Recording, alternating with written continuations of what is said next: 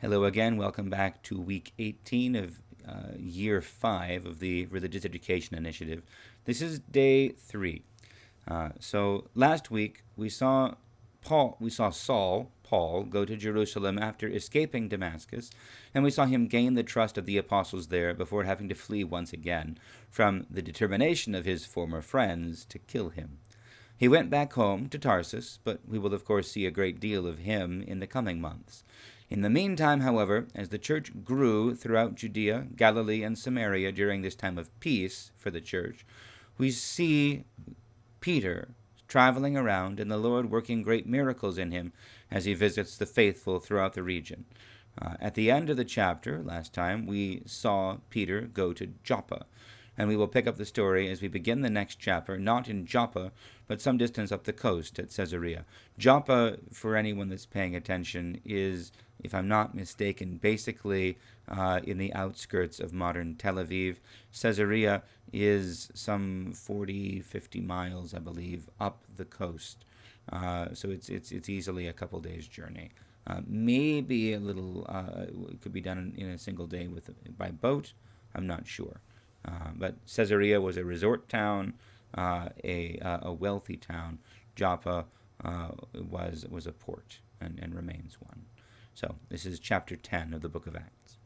In Caesarea there was a man named Cornelius, a centurion of the Italian cohort, as it was called.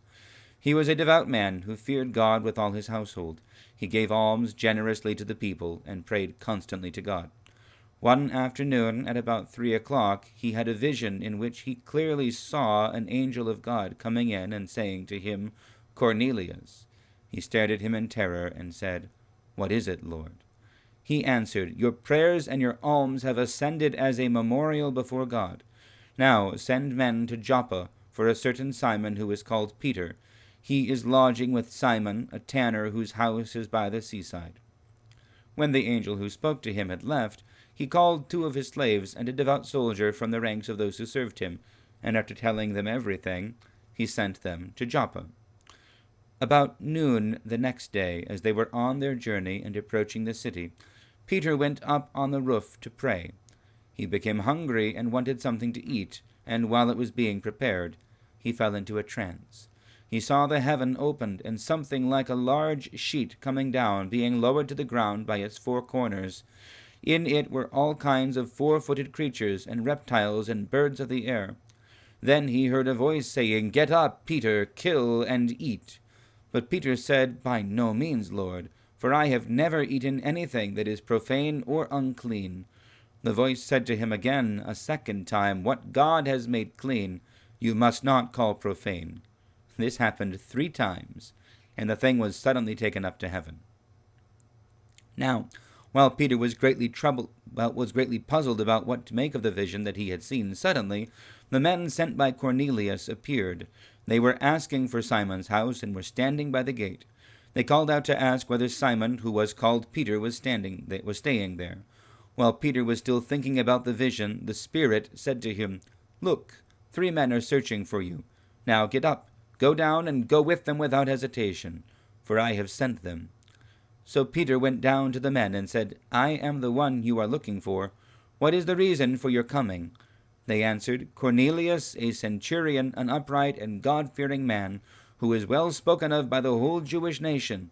He was directed by a holy angel to send for you to come to his house and to hear what you have to say." So Peter invited them in and gave them lodging. So, first of all, we see that, yes, they arrived about 36 hours after they were sent, on the day after the day that they set out. And of course I forgot, with the Roman roads, and the centurion probably has access to a chariot or horses or wagons, he's able to send them along a little bit faster than they could walk. So we will talk about this more next week, because next week we're actually going to read in the Old Testament the passage from the book of Leviticus that forbids and explains what animals are unclean and what animals are clean.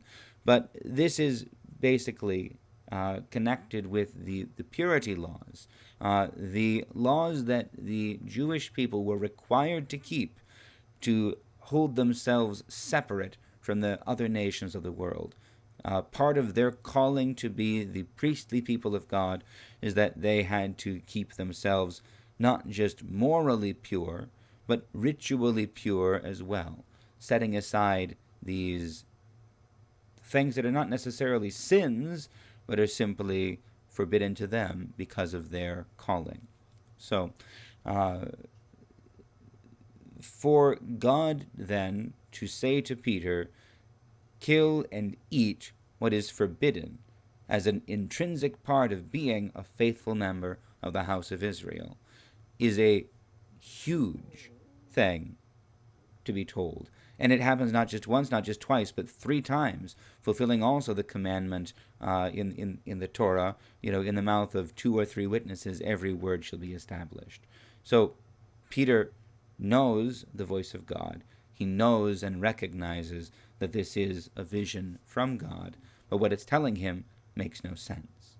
Until immediately after the vision, 3 men knock on the door and ask him to go and visit with a Gentile, with a centurion, with a Roman soldier, who, even though he is interested in the Hebrew religion, even though he is interested in the scriptures, even though he is generous and gives alms and supports the synagogue and shows himself to be a pious man, nonetheless, he is a centurion. And as a centurion, he would take part automatically in the pagan worship that is normal for a legion, worshiping the standards, the eagles of that are the standards of the army, of the legion, and so forth. So, this is a whole different thing from preaching to and baptizing Samaritans who do at least worship Yahweh, the God of Israel, just they don't do it in Jerusalem. So that's an issue, but at least they're connected. It's a different thing from baptizing Jews who live in Ethiopia or elsewhere throughout Judea. This is a whole other thing. This has not happened before. And the vision is telling Peter, do not despise, do not call unclean what God has made clean. He's saying the Gentiles are now being accepted as part of the household of God, without ceasing to be Gentiles. So anyway, that's what's going on here. We'll talk more about this, of course, next week. For now, God bless you all. Have a wonderful rest of the week, and we'll see you next week.